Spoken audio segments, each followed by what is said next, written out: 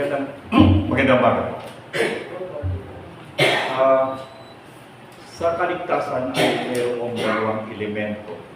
At yun po ang ating didiscussing ngayon. Yung dalawang elemento ng kaligtasan ng tao.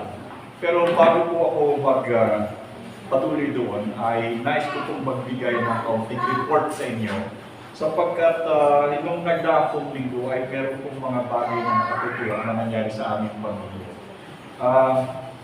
Kung kayo po ay nanonood ng YouTube nung may resort ng tawag dito ng Pampanga, ako po ay na-extra doon. At ako po ay nagsalita at ang kasunod ko pong nagsalita ay si Marte. Ano po? At yun po ay isang aksidente lamang sapagkat ako po ay sa katotohanan ako po ay magtatanong lamang doon sa taga roon at ako may hinahanap na tao at ako ay magtatanong. Nung aking magtatanong na, inakaw po sa lamesa at ang sabi sa akin ay may ginagawa, ikaw ikay kumain muna kasi nandun sa chicken house. Ako naman hindi kumain, ako ay nakatayo lamang dahil hindi ko naman sila kilala. Ako ay pumunta doon para magtanong lamang. Nung pagkatapos doon, silang lahat ay nagtayuan. Dahil ako ay nakatayo, yung aking pagtatanungan ay tumayo rin at lumakad sila. Nung sila ay lumakad, ako ay nakatanga, sabi ko sa buho ko pupunta. Sabi nung isa, doon ho kayo sa lamesa. Di pumunta ako doon sa lamesa, doon ako sa dulong-dulo pumunta. At ang akala ko ay doon kami kakain. Ano? Tapos mamaya, yung isa nagtanong sa akin, ano pong pangalan nyo? Di sinabi ko na Arnel Salvacion Cruz. Di mamaya may dumating papel, nakasulat yung pangalan ko, inilagay sa harapan ko, Arnel Salvacion Cruz, convenor. Sabi ko, teka muna, ano bang ibig sabihin nitong convenor na to? Tapos maya-maya nagtanda ako, ano ba ito napuntahan ko ito? Maya-maya nagdasal na. Tapos mamaya tumayo na at kumanta na ng lupang himiran. Sabi ko, ano to? Tapos maya-maya nagbasa na ng tawag dito, nung kanilang press statements. Bakit may press statements? Akala ko kakain na ako dito. Maya-maya, inabutan na ako ng isang papel. Ito po yung press statements mo, dito ka po, ito po ang iyong sasabihin. Ang napapunta sa akin kasi ano yun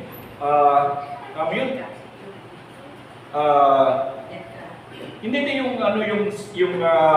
transparency, caption transparency, accountability, peace, and security.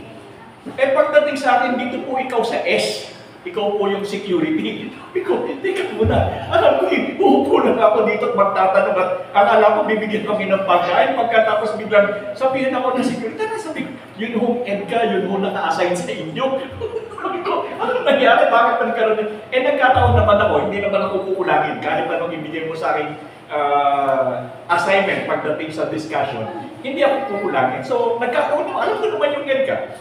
So, diniscuss ko po yung EDCA. Pagkatapos kung magtapos yung EDCA, halapan ako sila. Dahil maganda yung aking presentation.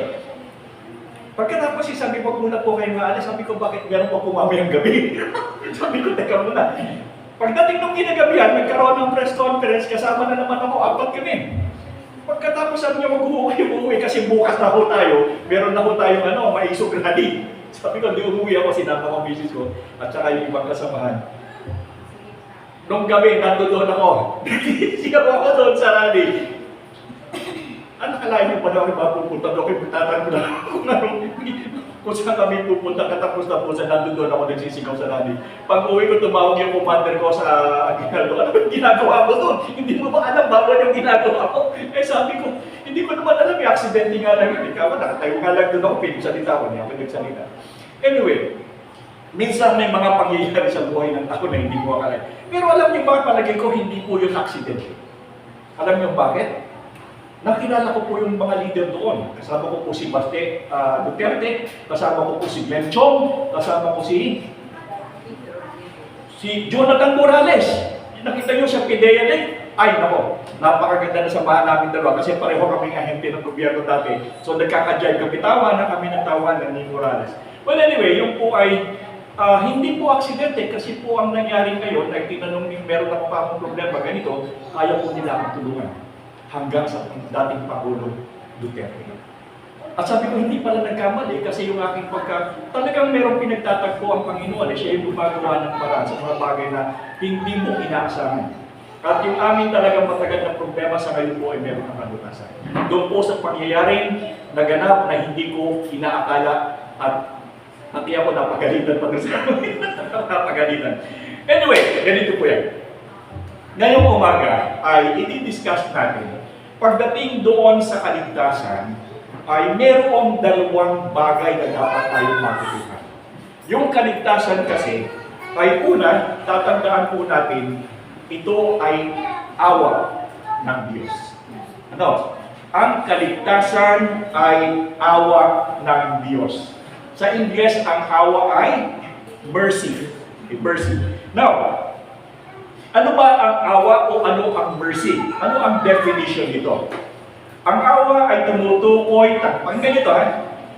Ang awa ay tumutukoy sa pagtanggap ng Diyos sa mga taong may habag at pangunawa ng kanilang mga kahinaan. Sabi dito, ang awa ay tumutukoy sa pagtanggap ng Diyos sa mga tao na may habag at pangunawa.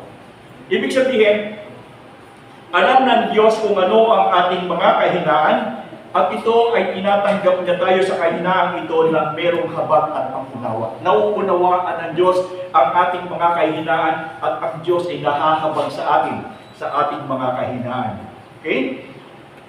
At bukod doon, ito ay pagpipigil ng kaparusahan na nararapat para sa atin. Ibig sabihin, dapat tayo ay parusahan dun sa ating mga kasalanan. Subalit ang sabi dito, tayo ay tinanggap ng Diyos na merong habag at pangunawa at pinipigil niya ang kaparusahan na nararapat sa atin. Di ba? Tayo ay dapat parusahan, subalit ang tingin ng Diyos sa atin ay merong habag, merong pangunawa. At ang sabi dito, pinipigil niya, pinipigil niya yung kaparusahan na dapat ay ibibigay sa atin. When you say pinipigil, ibig sabihin nandoon ang galit, subalit hindi niya itinutuloy. Hindi niya itinutuloy ang galit sapagkat siya ay merong pangunawa at habag sa atin. Sa palagay ba ninyo, sa tayo nyo yan ngayon, kung ang Panginoon ay hindi nahabag sa inyo at hindi kayo inunawa o hindi tayo inunawa, sa palagay niyo ba nakaupo pa tayo ngayon dito at araw dito sa simbahan? Wala.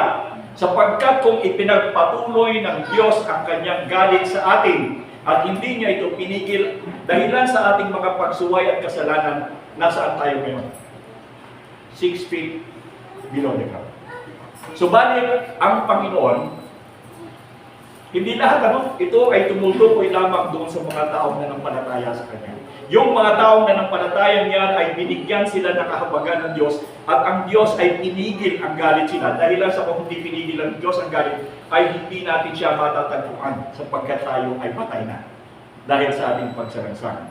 So, ang awa ay tumutukoy sa pagtanggap ng Diyos sa mga taong may habag at pangunawa sa kanilang mga kahinaan at ang pagpipigil ng kaparusahan na nararapat para sa kanila.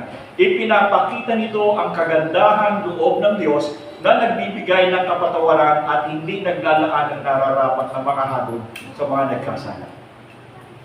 Nakita niyo yun? Ipinapakita nito ang kagandahang loob ng Diyos na nagbibigay ng kapatawaran at hindi naglalaan ng nararapat na hatol sa mga nagkasala. Ito yung ibig sabihin ng awa ng Diyos.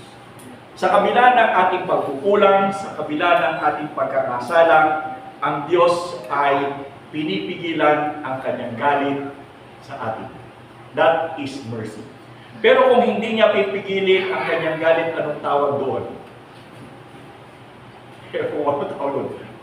Siguro talagang punishment, Kasi hindi niya pinigil yung kanyang galit, ang tawag doon ay punishment. But because God is withholding back His anger, it is called mercy. Sa Ingles, Mercy is withholding back one's anger. Kahit tayo, kung meron tayong nakaaway, kung tayo ay naaawa sa kanila, ibig sabihin, anuman ang galing natin, hindi natin ito pinagpapatuloy at pinababayaan natin sila. Ganon ang ginawa ng Panginoon sa atin, sa kabila ng ating mga kasalanan, sa kabila ng ating pagsuway. Hinayaan ng Diyos ang mga kasalanan yan at tinignan tayo na may pangunawa at may kahabagan. That is mercy, and that is one element of salvation. No? Kung walang mercy, ang element of salvation, there will be no salvation at all. Okay? Sabi doon sa mga awit, binasa natin kanina, 103, verses 8 to 10, ang Panginoon ay mahabagin at mapagbiyaya. Hindi madaling magalit at sagana sa pag-ibig. Hindi niya tayo pinakikitunguhan ayon sa ating mga kasalanan o hinagantihan ayon sa ating mga kamalian. Hindi tayo ginagantihan ng Diyos ayon sa ating mga kamalian. Sa palagay niyo, kung sa bawat pagkakamali ay gagantihan tayo ng Diyos sa ating kamalian, ano pang matitira sa atin? Halimbawa, sa isang kamalian, puputulin ng isang chop-chop lang. Sa isang kamalian, isang chop-chop. Isang kamalian, isang chop-chop lang. Sa palagay nyo sa maghapon, may matitira sa atin? Maghapon lang. Siguro wala na, no? Sapagkat mauubos na ang buong katawan natin kung tayo chop-chopin ng Diyos dahil sa ating kamalian. Baka maghapon lang, wala nang matitira sa atin dahil sa dami ng kamalian at pagsuway na ginagawa natin. Subalit ang ating Panginoon ay hindi ibinibilang ang mga kamalian ito at hindi tayo ginagantihan. Hindi lamang tayo ginagantihan ng Diyos, pinakikitunguhan pa tayo sa ating mga kasalanan. Bagamat tayo ay nagkasala na sa Panginoon at meron na tayong mga kasalanan, ang Diyos ay patuloy na nakikitungo sa atin. Yung mga kaibigan nyo, pagka nagkamali sa inyo, hindi na ini-stab nyo na, no? Di ba? Kahit kayo mag-asawa, pag nagkamali yung Bisaya, nagkakatali mo lang, hindi na nag-uusap.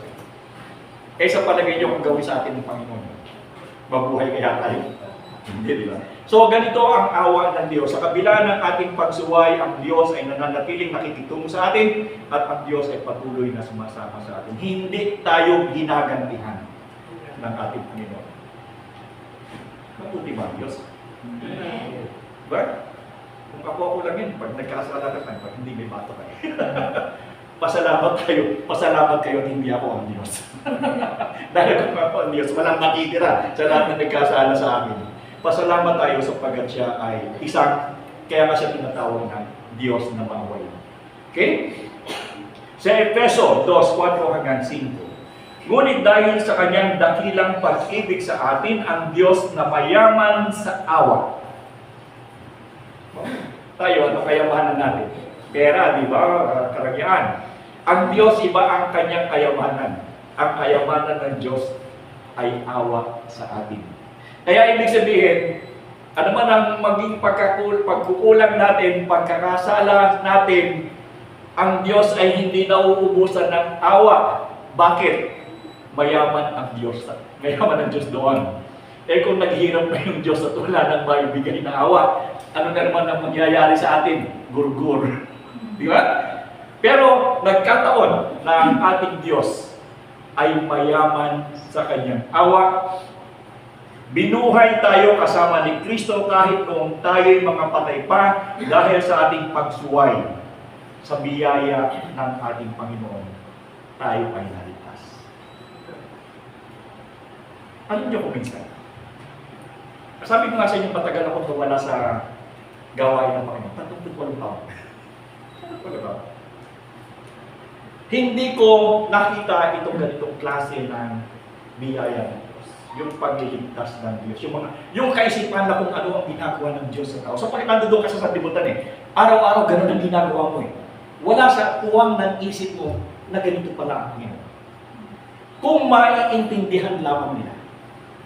Kung maiintindihan lamang nila na ganito pala ang kabutihan ng awa ng Diyos, anong mangyayari sa buhay mo? Magkakaroon ka ng kapayapaan. Kasi alam mo, sa kabila ng iyong mga kasalanan, sa kabila ng aking kalukuhan, ng aking Diyos pala ay mayaman sa awa. At siya pala ay nakikitungo pa rin sa akin sa kabila ng aking kamalian. Hindi niya ako hinahatulan. dahil siya ay mayaman sa awa. Ito ay isang elemento ng kaligtasan sapagkat kung ito ay tinapos na ang awa, wala tayo sa second phase. Ano? Kasi may second phase pa ang kaligtasan. Pero kung natapos na first phase sa awa, wala ng second phase, wala na tayong kaligtasan. Nagpapasalamat tayo sapagkat ang ating Panginoon ay mayaman sa awa. Kahit sinusobrahan na nga natin kalukuhan natin, naawa pa rin ng Diyos sa atin. Dahil siya ay ama ng awayan. Sa Lamentations, o ano bang tawag sa Lamentations sa Tagalog? Panaghoy. Okay, sa Panaghoy.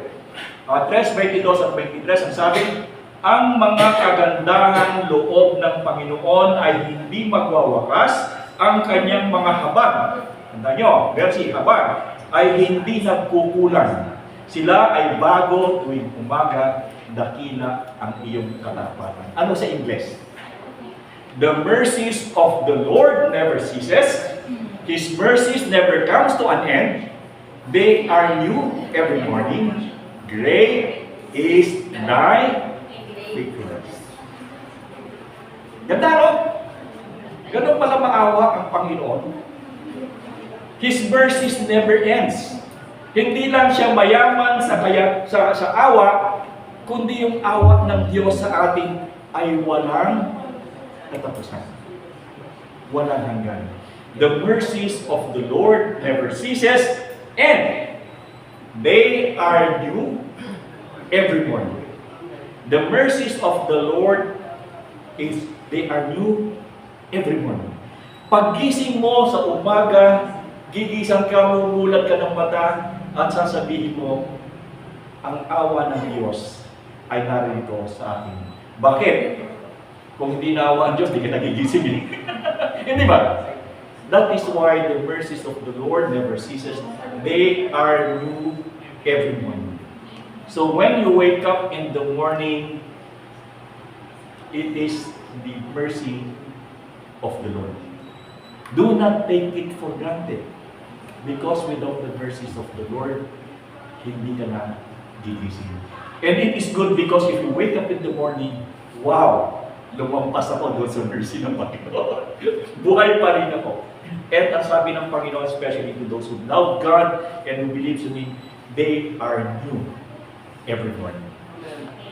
So, nakita natin ang isang elemento pala ng kaligtasan.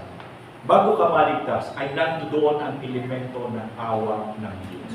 Without the mercies of the Lord, hindi tayo dadating sa second phase. Now, what is the second phase ng salvation o kaligtasan ng tao? Ang tawag doon ay biyaya ng Panginoon. So pagkatapos ng awa ng Diyos, hindi nagalit ang Diyos. Mayaman ang Diyos sa pagpapahinuhod sa inyo. Ganitong Tagalog, pagpapahinuhod. Ano yung pagpapahinuhod sa Ingles? Just like parang long suffering, ano? Kahit na anong kalokohan mo, hindi naman ini-exploit ka, but ang pagpapahinuhod ng Diyos para sa atin ay mahaba. Long suffering. Hindi siya nagsasawa at ang sabi nga ay siya ay nagpapatuloy ng awa sa atin. At ang sabi dito, matapos tayong kaawaan ng Diyos, tayo ay bibigyan niya ng biyaya. Hindi mauuna ang biyaya. Kinakailangan muna ang awa ng Diyos ay sumaiyo bago ka bigyan ng Diyos ng biyaya. At dahilan sa awa ng Diyos, tayo ay binigyan ng kaligtasan sa pamamagitan ng ating Panginoong Yesus at ang kaligtasan ito ay sa pamamagitan ng biyaya lamang. When you say biyaya, ito'y kaloob. Grace sa English. Pero tinatawag din natin, alam mo yung English na yan, napakahirap eh. Kaloob. Grace. Hindi ba ang kaloob ay present? Regalo. Diba? So hindi mo maintindihan. And the presence of the Lord. Anong present? Biyaya. Present yun eh. Diba? Regalo. Hirap ng English. Kumisa. Okay. Ang biyaya ay tumutukoy sa hindi karapat-dapat na kaloob ng Diyos sa mga tao. Remember, ito ay tumutukoy sa hindi karapat-dapat na kaloob ng Diyos sa tao. Ibig sabihin, ang biyaya pala ay regalo ng Diyos sa iyo. Pero hindi ka karapat-dapat sa regalo niya. Why? For all have sinned and fall short to the glory of God. Ang lahat ay nagkasala at hindi nakaabot sa kaluwalhatian ng Diyos. That is why ang biyaya ng Diyos hindi tayo karapat-dapat. At kung karapat-dapat at ibinigay ito sa atin ng Diyos, hindi na ito biyaya. At kung ito binayaran natin, ito hindi na biyaya, ito ay tindahan natin. It's the same. But because we could not afford, hindi natin kayang bayaran o walang anumang halaga ang kaligtasan ng tao, ang sabi ng Panginoon, ito na lang ay biyaya sa iyo. Ephesians 2:8-9, alam niyo ito. Sapagkat sa biyaya kayo ay naligtas sa pamamagitan ng pananampalataya, at ito'y hindi sa pamamagitan ng inyong mga sarili, ito'y kaloob ng Diyos, hindi sa pamamagitan ng mga gawa, upang walang sinuman ay magbabuti. Sa mundo ng Kristyanismo, tandaan niyo ito, sa mundo ng Kristyanismo, dalawang bagay o dalawang katuruan lamang ang naglalaban pagdating sa kaligtasan. Yung kaligtasan sa pamamagitan ng pananampalataya lamang, at yung kaligtasan sa pamamagitan ng pananampalataya at gawa. Sa mundo ng Kristyanismo, tanging tayo lamang ang pumapasok doon sa pananampalataya lamang, sapagkat bukod sa atin, lahat na dito sa Pilipinas at sa buong mundo, ang kanilang sistema ng pananampalataya ay, ng kaligtasan ay pananampalataya at gawa. Lahat yan, maliban sa mga, ang pagtatawag ko sa atin, yung nakaranas ng Reformation noong 15th century, yun. Kasi pag tinawag natin protestante, magagalit kayo sa akin. Pag tinawag mo born again, magagalit kayo sa akin. Ang baduy mo naman. So balik tayo doon sa yung lamang nakaranas ng Reformation period ng 15th century. Yung lamang mga tao yun ng protestante at tawag ay tumatayo na ang kaligtasan ay sa pamamagitan ng pananampalataya lamang. All the rest, Catholic, Mormon, Seventh-day Adventist, Eliseo Soriano, Kibuloy, lahat ng yan, ang kanilang sistema ng kaligtasan ay pananampalataya at gawa. Subalit, maliwanag na sinasabi ng Panginoon, anong sabi doon ng Panginoon? Sapagkat sa biyaya kayo ay naligtas sa pamamagitan ng pananampalataya, at ito ay hindi at ito ay hindi sa pamamagitan ng inyong mga sarili. Ito'y kaloob ng Diyos, hindi sa pamamagitan ng mga gawa, upang walang sinuman ay magbabuti. Hindi ko alam kung nababasa nila ito o hindi, o kanilang tinatakasan lang. Bakit? Kasi pag ginawa mo ito, ang simbahan natin ganito lang. Diba? May electric fan, may ganito, ang lagayan ng offering ay ganito. Pero sa kanila, ang lalaki ng simbahan. Ang dami pang ang tulis nung iba. Ang tawag ko doon ay tulisan. Di ba? Bakit? Sapagkat yung kanilang mananampalataya ay napupwerseng magbigay at nagbigay ng marami, sapagkat sila ay natatakot na kapag sila ay hindi gumawa ng mabuti, mawawala ang kanilang kaligtasan. Kayo, spoil kayo eh. Palibasa, alam niyo na hindi kayo magbibigay, hindi kayo mawawalan ng kaligtasan. Dapat 20% na nga ibibigay, 10% may bawas pa. Pero hindi tayo nire-request, sapagkat sa bagong tipan, ang sabi ng Panginoon, magbigay kayo ayon sa inyong kaloob, kasiyahan at kakayanan. Nararanasan ko yun eh.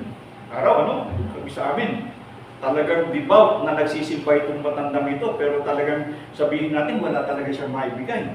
Minsan wala pang pamasahe papunta doon sa simbahan. Alam na niya kung saan siya tatakbo sa akin. Pero kaiba yun. Alam niyo kaiba yun? Kabilang sa ibang lugar. At hindi ko lang binibigyan siya ng pamasahe, binibigyan ko pa rin siya ng pamalo. Bakit? Naawa ko sa kanya. Baka sabihin siya, pumira naman kapatid, wala ka naman maibigay. Dagdagan na natin, pati yung pagkalo mo, ito na rin. Pero marami silang kapatid na nandoon. Ano? Ewan ko ba, bakit tayong ganito mga Kristiyano, napakabait. Kahit ng mga pagregalo ng iba, pangkabuloy ng iba, tayo pa kumisa nagbibigay. Ako, karamisan ko yun. Pero yung pangkabuloy ito sa simbahan, minus natin yan. Okay. So, sa Roma 5:15, ngunit ang kaloob ng Diyos ay hindi gaya ng pagsuway, sapagkat ang marami ay namamatay sa pamamagitan ng pagsuway ng isa, ito kay Adan, lalo na ang biyaya ng Diyos at ang kalooban sa pamamagitan ng biyaya ng isang tao, si Jesucristo ay sumagana sa marami. Sa pamamagitan ng Panginoong Jesus, siya ang pinagmumulan ng biyaya at siya pinagmumulan dito kung kaya dati ang sabi doon, ang unang Adan, ang unang tao si Adan, siya ay nagkasala, nawala na yung biyaya niyon. Subalit dumating ang Panginoon, siya naman ngayon ang ibinigay sa atin ng Diyos ng basihan ng ating biyaya. Ika-2 Korinto 12:9. Ngunit sinabi niya sa akin, ang aking biyaya ay sapat na para sa iyo. Sapagkat ang aking kapangyarihan ay nagiging ganap sa kahinaan, kaya't buong galak na ipinagmamalaki ko ang aking mga kahinaan upang ang kapangyarihan ni Kristo ay manatili sa akin. Sino nagsasalita? Si Apostol Pablo. Ang sabi ni Apostol Pablo, ngunit sinabi niya sa akin, ang aking biyaya ay sapat na para sa iyo, sapagkat ang aking kapangyarihan ay nagiging ganap sa kahinaan. Ibig sabihin, tayo ng mga mananampalataya ay punong-puno ng kahinaan, kamalian. Subalit dahilan sa biyaya ng Diyos, tumitingkad out of the sabihin natin mga sinfulness natin o mga weaknesses natin, dahilan sa biyaya ng Panginoon ay binibigay, nagiging stand out yung biyaya ng Panginoon. Dahil sa kabila ng ating kahinaan, tayo ay nabubuhay pa rin sa biyaya ng Panginoon. Click ang aking pwede. Okay? Ano ang pagkakaiba ng awa at biyaya? Okay? Anong pagkakaiba ng dalawa? Una, ang awa ay tumutukoy sa pagpipigil ng Diyos ng nararapat na kaparusahan. Ito, tanda nyo, tumutukoy sa pagpigil ng Diyos sa nararapat na kaparusahan. Ikalawa, nakatuon sa kapatawaran at pag-iwas sa negatibong konsekwensya or consequences. Okay? Merong forgiveness. And the consequences of that sin, inaalis na Panginoon. Tinipigil niya yung consequences which is death. Yung pagpunta doon sa dagat-dagatang apoy. Na puno daw ng asupre. Bakit may asupre? No? May asupre? Ano may asupre? Sa English, lime. Di ba ginagawang simento yun? Asupre. At ang sabi doon yung daw impyerno yun ay puno-puno ng asupre at apoy. But ang sabi ng Panginoon, dahilan sa kanyang awa, pinipigil niya na tayo papapunta roon. Okay?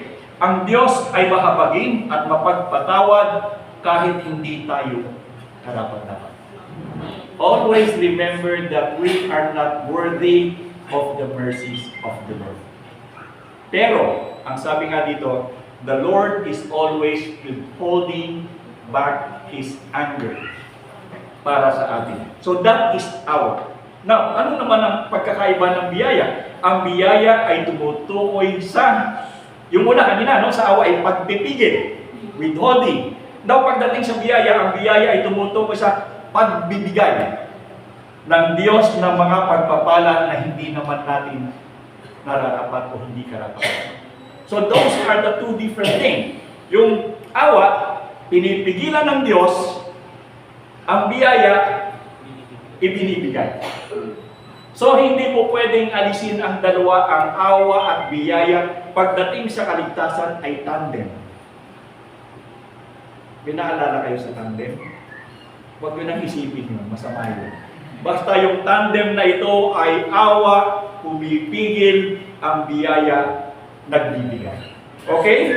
Nakatuon sa mga positibong kaloob tulad ng kaligtasan at buhay na walang hanggan. Kanina, nakatuon sa kapatawaran at pag-iwas sa negatibong konsekwensya. Ito naman ay nakatuon sa mga positibong kaloob katulad ng kaligtasan at buhay na walang hanggan. Also, ang biyaya ng Diyos, ang Diyos ay nagbibigay ng higit pa sa ating kailangan at hiling. Totoo ba yan? Ang pagkain natin dapat ay 3 beses maghapon. Ang Diyos ay mabait, ang Diyos ay nagbibigay ng higit sa kulang kasi meron tayong merienda. Hindi ba? Lampas doon sa dapat nating ginaganap. Yun naman ay dun sa mga anak ng Diyos. Kasi meron mga taong hindi kumakain ng 3 beses sa maghapon. Pero kung ikaw ay anak ng Diyos at ikaw ay kapatid, nakita mo hindi kumakain ng 3 beses maghapon, hindi mo na yung merienda. At yun ang ugali natin, hindi ba? Kaya wala tayong kapatiran na nagugutom. At ito na alala ko. Noong ako ay nagtatayo ng simbahan sa Marinduque, doon sa buto, tingnan niyo yung Marinduque, ilagay niyo yung daliri niyo sa gitna ng mapa ng Marinduque. Nandun ako. Yung gitna yun. Taas yung bundok na yun. Bagamat may minahan, hindi lahat ng maraming nagmimina doon sa Marcaper, pero ang nagtatrabaho hindi taga ron. Mga galing sa labas. At karamihan sa mga taga ron mismo, hindi sila nakapagtrabaho. Siyempre, iba, hindi mo sila nag-aaral, wala silang kakayan sa nila. Whatever reason. Ngayon, nung ako'y pumunta doon, natural lamang na ang iba, na naging mananampalataya, ay kuya sa pagkain. Ano pambili ng bigas kasi walang trabaho. So, ang ginawa ko doon, pag-araw ng panalangin tuwing Miyerkules, prayer meeting, ang bawat isa na may sobrang bigas sa kanilang pamilya ay nagdadala ng isang puswelo. Alam niyo yung puswelo? Cup, isang tasa. Maliit na tasa. So, ang mga mananampalatayang may sobrang pagkain, may sobrang bigas, nagdadala ng puswelong bigas at inilalagay doon sa aming lagayan pag-araw ng Miyerkules. Nagtatanong ako, sino sa inyo ang hindi kakain simula ng Miyerkules hanggang Linggo? Pag may nagtaas, tinatakan. Ilan ang kayo at ilan ang kailangan? Walang nagugutom sa amin. Bakit? Sapagkat nandun ang kapatiran at ito'y ating tungkulin. Pangalagaan at mahalin ang ating kapatid. Sure ba kayo dyan? Meron bang nagugutom sa atin? Pag may nagugutom, magpapasa ko ng coffee. Dugdugon! Dugdugon. Kakakonti, katiting, dapat dagdagan. Okay, so nakita natin na sa kaligtasan pala, ang kaligtasan ay binubuo ng dalawang bahagi. Ang kaligtasan ay una, inaawaan tayo ng Diyos at hindi ginagawad ng Diyos ang parusa sa atin, sapagkat pag ginawad ng Diyos ang parusa at wala siyang awa, walang tao matitira sa sanlibutan. At dahilan sa kanyang pag-ibig sa atin, inaawaan tayo ng Diyos, pinipigil niya ang kanyang galit, hindi niya ipinapatupad ito, at bukod doon, tayo ay binibigyan ng kapatawaran at ang Diyos ay mahabagin sa pagpapatawad nito. Bukod dito, ang Diyos sa ang katumbas naman ito sa biyaya, ang Diyos ay tumutukoy sa pagbibigay ng Diyos ng pagpapala kahit hindi tayo karapat-dapat. Bukod dito, nakatuon ang positibong kaloob tulad ng kaligtasan at buhay na walang hanggan at ang Diyos ay nagbibigay ng higit pa sa ating mga kailangan. Sa kabuuan, ang awa ay nauukol sa pagtanggi ng Diyos na magbigay ng hatol na nararapat, samantalang ang biyaya ay ang pagbibigay ng Diyos ng mga pagpapala na hindi naman natin karapat-dapat. Ang parehong konsepto ay pagpapakita ng walang hanggang pagmamahal at kabutihan ng Diyos sa atin. God loves us. That is why pinigil niya ang kanyang galit at ibinigay naman niya ang kanyang biyaya. Alam niyo ba, merong sinasabi na ang komunista raw ay nabubuhay sa dagat ng mga mamamayan. Ibig sabihin, ang mga komunista, para sila mabuhay, kinakailangan sila ay makibagay sa lahat ng mamamayan at ang mga mamamayan yan ang nagtutusto sa kanila upang sila ay mabuhay. Partisan ni Mao Zedong. Sa ating mga Kristiyano, mananampalataya ng Panginoon, alam niyo ba kung sa katulad tayo ng isda rin? At alam niyo ba kung ano ang ating nilalanguyan? Dagat ng biyaya ng Diyos. Araw-araw, nandoon tayo sa biyaya ng Diyos, doon tayo nabubuhay. Hindi tayo pwedeng mabuhay ni isang minuto ng buhay natin kung wala ang biyaya ng Diyos. So mga kapatid, huwag niyong iisipin na ako ay nabubuhay dahil sa ako ay may trabaho, dahilan sa ako ay may mana, dahilan sa kami ay maraming lupain, dahilan sa maraming tumutulong sa akin, merong nanggagaling sa Saudi Arabia, merong nanggagaling sa Amerika. Mga kapatid, hindi doon nanggagaling ang buhay natin. Kundi ang buhay natin ay nanggagaling sa biyaya ng Diyos na kung saan doon tayo lumalangoy at nabubuhay araw-araw. Tayo pong lahat ito may tayo na nangyayari. Maraming salamat po, Ama, sa umaga nito. Salamat po sa pagpapaunawa mo sa amin na ang bawat isa sa amin sa kaligtasan, ito po ay elemento ng iyong awa at elemento ng iyong biyaya. Dalangin po namin, Panginoon, na huwag mong ipapalimot sa amin ang aming buhay, na kami po ay lumalangoy sa dagat o sa ilog ng biyaya mo. At wala kaming kanakasan, wala kaming karapatan na mabuhay ng sarili lamang, kundi lahat ng aming buhay ay nakaayon sa iyo at sa iyong pag-ibig, sa iyong pagmamahal na kung saan ang biyaya ay patuloy na binibigay sa amin. Maraming salamat po sa pamamagitan po ng dakilang pangalan ng aming Panginoon si Jesus. Amen. Doon po tayo at awitin po natin ang ating tugos sa ating Panginoon. Na dahil sa kanyang dakilang biyaya sa ating mga buhay, nawa mainaspas po natin patuloy na papuri, pagsamba, at pananatili, pag-stay sa ating presensya ng ating Panginoon.